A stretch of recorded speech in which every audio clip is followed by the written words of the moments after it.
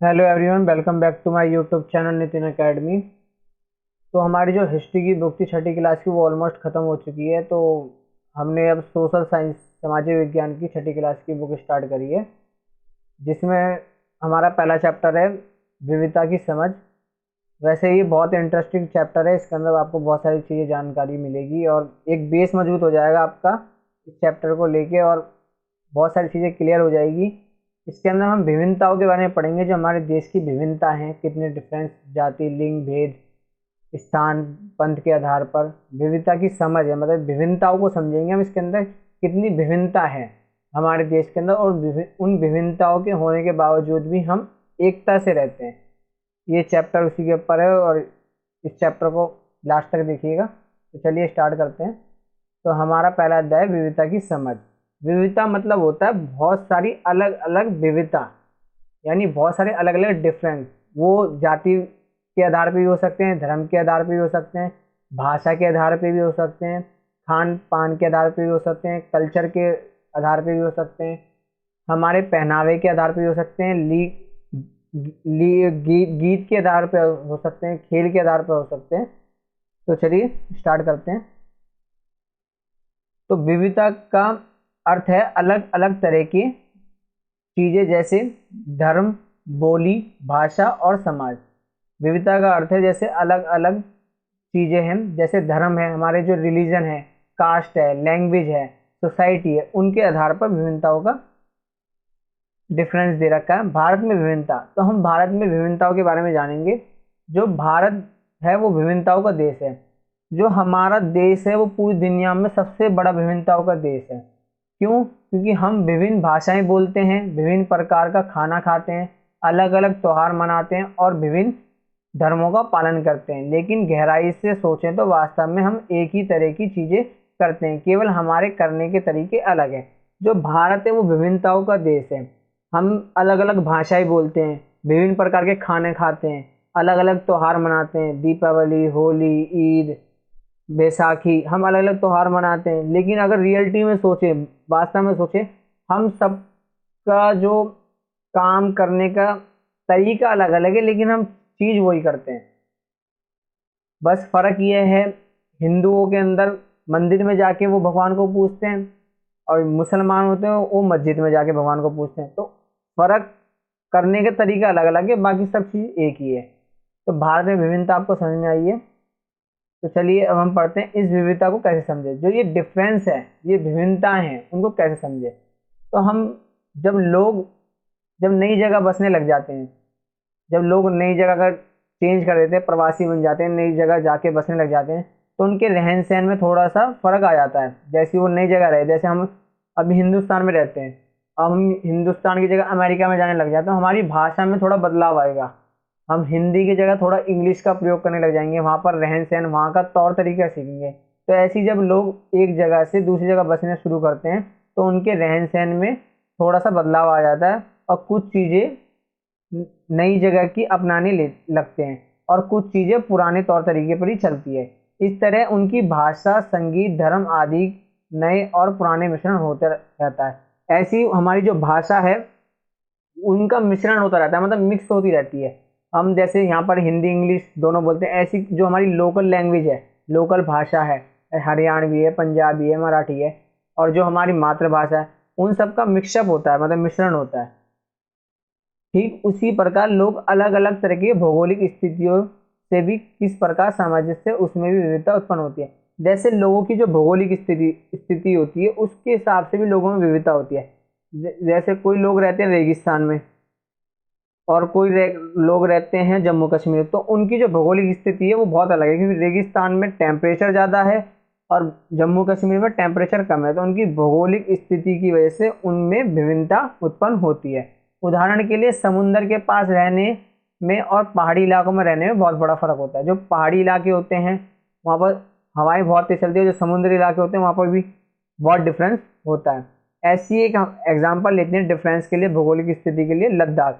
लद्दाख जम्मू कश्मीर के पास पड़ता है, जिसमें जम्मू और कश्मीर के पूर्वी हिस्से, जो जम्मू और कश्मीर का ईस्ट हिस्सा है, ईस्ट वाला एरिया है, वहाँ पर पहाड़ियों में बसा एक रेगिस्तान इलाका, यहाँ पर बहुत ही कम खेती संभव है, क्योंकि जम्मू कश्मीर का जो लद्दाख है वहाँ पर खेती करना असंभव है, क्योंकि इस क्षेत्र में बारिश बिल्कुल नहीं होती और यहाँ इलाका हर वर्ष काफ़ी लंबे समय तक बर्फ से ढका रहता है। जितना भी इसका एरिया होता है वो कई लंबे समय तक बर्फ से ढका रहता है, जिसकी वजह से यहाँ पर खेती होना असंभव है, फार्मिंग नहीं हो पाती। बहुत ही कम पेड़ उग पाते हैं क्योंकि यहाँ बारिश होती नहीं है। पीने के पानी के लिए लोग गर्मी के महीनों में पिघलने वाली बर्फ पर निर्भर रहते हैं। यहाँ के लोग पानी पीने के लिए निर्भर किस पर रहते हैं? जो गर्मियों में बर्फ पिघलती है उस पर निर्भर रहते हैं, डिपेंड उस पर रहते हैं। यहाँ के लोग एवं खास किस्म की भेड़ पालते हैं। जो यहाँ के लोग एक खास किस्म की भेड़ पालते हैं जिससे पश्मीना ऊन निकलता है। जो भेड़ है उससे पश्मीना ऊन निकलता है जिनसे इनका व्यापार चलता है। ऐसी हम अब एक एग्जाम्पल लेंगे भौगोलिक स्थिति पे केरल का। ये केरल है, ये भारत के निचले हिस्से पर है। ये भारत का निचला हिस्सा यहाँ पर है। भारत के दक्षिण पश्चिम कोने में बसा हुआ राज्य है। ये एक तरफ समुद्र से घिरा हुआ है, क्योंकि ये निचला हिस्सा तो यहाँ पर भी समुद्र है। भारत पूरा नीचे वाला हिस्सा ये समुद्र से घिरा हुआ है, तो ये एक तरफ समुद्र से घिरा हुआ है और दूसरी तरफ पहाड़ियों से। जो इसका एरिया है, एक तरफ तो समुद्र से घिरा हुआ है और एक तरफ पहाड़ियों से, मतलब एक साइड इसके समुद्र है और एक साइड इसके पहाड़ियाँ हैं। पहाड़ियों पर विविध प्रकार के मसाले, जो इनकी पहाड़ियों वाला एरिया है वहाँ पर विभिन्न प्रकार के मसाले जैसे काली मिर्च, लौंग, इलायची इत्यादि उगाए जाते हैं। जो काली मिर्च है वो हमारी वर्ल्ड फेमस काली मिर्च है। इसको ब्लैक गोल्ड भी कहा जाता है, काला सोना, क्योंकि ये बहुत ही डिमांड में रहती है यूरोपीय देशों में और इसकी जो डिमांड सप्लाई सबसे ज़्यादा भारत ही करता है। लौंग, इलायची आदि उगाए जाते हैं। अरब से आई व्यापारी यहाँ आकर बस गए।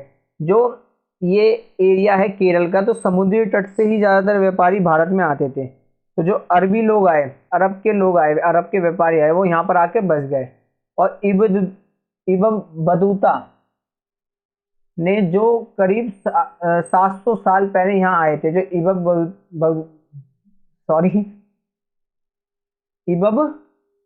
बतूता 700 साल पहले यहाँ आए थे और उन्होंने अपनी यात्रा वृत्तांत में मुसलमानों के जीवन का विवरण देते हुए लिखा कि मुसलमान समुदाय यहाँ की बड़ी इज्जत थी।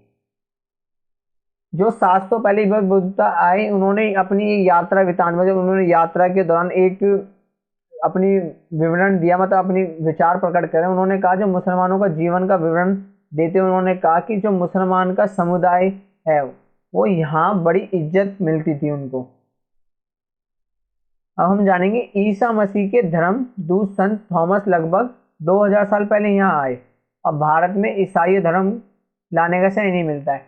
जो ज़्यादातर लोग भारत में आते थे वो निचले वाले हिस्से से आते थे। तो इससे आप दे सकते हैं, पहले हमारे यहाँ अरबी आए, अरब के लोग आए। तो ये जब आए तो इन्होंने हमारे बारे में सीखा, हमने इनकी लैंग्वेज सीखी। तो ईसा मसीह के धर्मदूत थॉमस आए। तो ये धर्म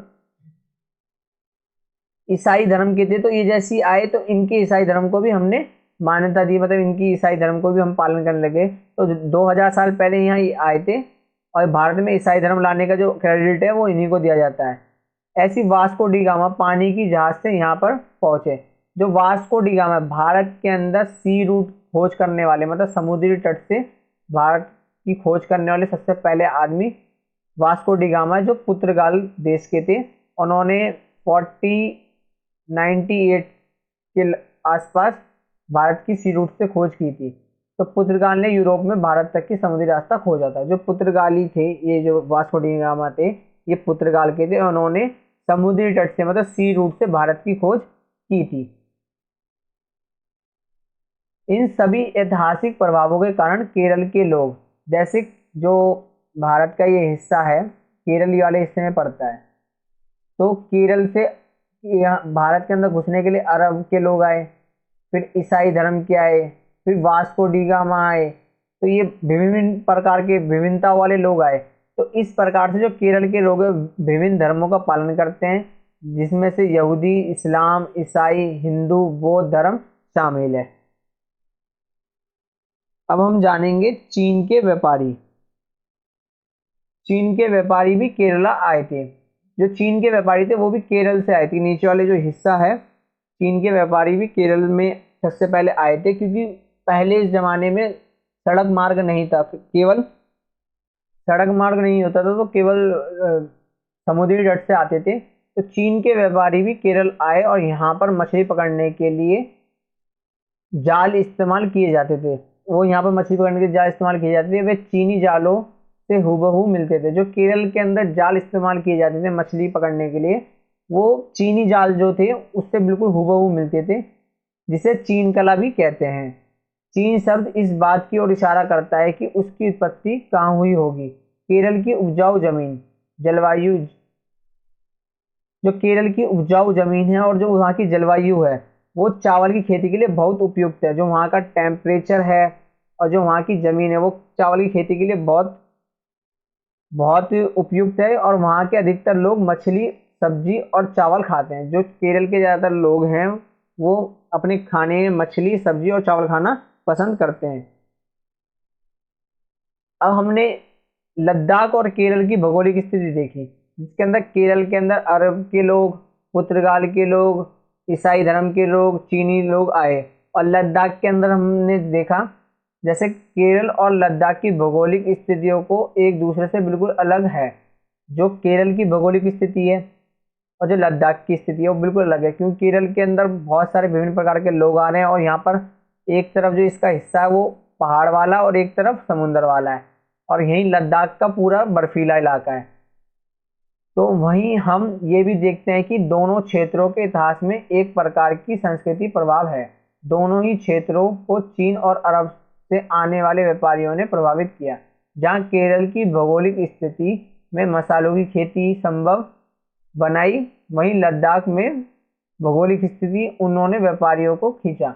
जैसे जो केरल था वो इलायची, काली मिर्च, लौंग के लिए फेमस था, तो इन्होंने भी जो अरब से आए हुए देश, अरब से आए हुए व्यापारी थे, पुर्तगाली थे, ईसाई धर्म के जो व्यापारी थे, उनको खींचा।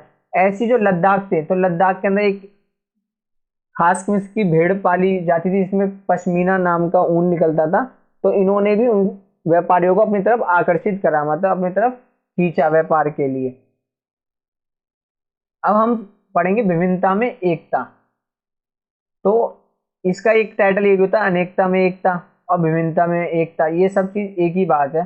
तो आपने बहुत बार देखा होगा विभिन्नता में एकता कैसा होता है, जब हमारे देश में किसी दूसरी कंट्री का हमला होता है तो हमारा पूरा देश एक हो जाता है। जबकि विभिन्नता वाला देश है, हमारे देश के अंदर हिंदू, मुस्लिम, ईसाई, पंजाबी, बहुत सारी विभिन्न प्रकार की कास्ट रहती है, लेकिन पूरा देश एक हो जाता है अपने देश के लिए। या कुछ ऐसी दुर्घटना होती है, शहीद हमारे जब फौजी जब हमारे शहीद हो जाते हैं तो उनके लिए भी पूरा देश इकट्ठा हो जाता है। जब हमारी इंडियन टीम क्रिकेट जीतती है, क्रिकेट के अंदर कोई मैच जीतती है, जब भी पूरा देश इकट्ठा हो जाता है। जैसा भी नीरज चोपड़ा हमारे गोल्ड लेके आए थे, तो उनके लिए भी पूरा देश इकट्ठा हो गया था, पूरे देश ने उनकी खुशी का जश्न बनाया था। तो उसी को ही कहते हैं अनेकता में एकता, मतलब विभिन्न प्रकार के लोग एकजुट होकर अपना सहयोग देते हैं, अपना अपने उसके अंदर कंट्रीब्यूट करते हैं, मतलब अपना पूरा उसके अंदर भागीदारी लेते हैं, उसी को कहते हैं विभिन्नता में एकता। भारत में स्वतंत्रता संग्राम में अलग अलग परिवेश के लोग शामिल थे। उन्होंने एकजुट होकर आंदोलन किया, इकट्ठे जेल गए और अंग्रेजों को अलग अलग तरीकों से विरोध किया। जो आज़ादी की लड़ाई कर रहे थे हमारे देश के लोग, उसके अंदर विभिन्न प्रकार के लोग थे। उन्होंने एकजुट होकर आंदोलन करा, एकजुट होकर अंग्रेजों के खिलाफ बोला, और एकजुट होके भी जेल भी गए वो, और अंग्रेजों का विरोध भी किया। इसमें भी अनेकता में एकता दिखाई गई है। ऐसी एक गीत दिखाया गया है, ये जो जलियांवाला बाग हत्याकांड हुआ था, ये उसमें दिखाया गया है, जिसके अंदर बताया गया है कि दीन खून के हमारे, प्यारे ना भूल जाना खुशियाँ। ये जलियांवाला बाग जो हत्याकांड हुआ था उसके में एक गीत गाया गया था, वहाँ के जलियांवाला वाले हत्याकांड के बाद। तो ये गीत कौन सा गाया गया था? दीन खून के हमारे, प्यारे ना भूल जाना खुशियों में, अपनी अपनी हम पर आंसू बहाकर जाना, से शायद हमारे चुन चुन कर फूल तोड़े, वीरान इस चमन में कोई गुल खिल कर जाना। ये गीत गाया गया था जलियांवाला बाग हत्याकांड के बाद। ऐसी जो जवाहरलाल नेहरू है, जवाहरलाल नेहरू हमारे देश के पहले प्रधानमंत्री थे, first prime minister of India. इन्होंने अपनी किताब भारत की खोज में लिखा है कि भारतीय एकता कोई बाहर से थोपी हुई चीज नहीं है। जो भारत की एकता है वो किसी ने हमारे पर थोपी नहीं है, बल्कि ये बहुत ही गहरी है, जिसके अंदर अलग अलग तरह के विश्वास, प्रार्थनाएं और स्वीकार करने की भावना है। पंडित जवाहरलाल नेहरू ने एक किताब लिखी थी भारत की खोज, जिसमें उन्होंने कहा है कि जो भारतीय एकता है, जो भारतीय एकता है वो कोई बाहर से थोपी गई चीज नहीं है, मतलब किसी ने हमारे पर थोपा नहीं है इस एकता को। और ये जो एकता है इसके अंदर अलग अलग प्रकार के विश्वास हैं, अलग अलग प्रार्थना है, जिसे हम स्वीकार करते हैं। नेहरू ने भारत की विविधताओं का वर्णन करते हुए अनेकता में एकता का विचार दिया। जो अनेकता में एकता का स्लोगन दिया वो भारत के पहले प्राइम मिनिस्टर पंडित जवाहरलाल नेहरू ने दिया था। उन्होंने कहा कि भारत की विविधता का वर्णन करते हुए मैं अनेकता में एकता का विचार करता हूँ। मतलब अनेकता मतलब हिंदू, मुस्लिम, पंजाबी, ईसाई, बौद्ध, जैन, इन सब में अनेक अनेक लोग हैं, उसके बाद भी ये एकजुट रह के रहते हैं, इसे कहते हैं अनेकता में एकता। ये कास्ट वाइज भी हो सकता है, रिलीजन भी, लैंग्वेज भी, प्लेस वाइज भी हो सकता है। Thanks for watching guys. Video अच्छी लगी तो लाइक करें, शेयर करें, कमेंट करें, चैनल को सब्सक्राइब करें, और मैं इसका दूसरी चैप्टर भी जल्दी लेके आऊँगा। Thank you.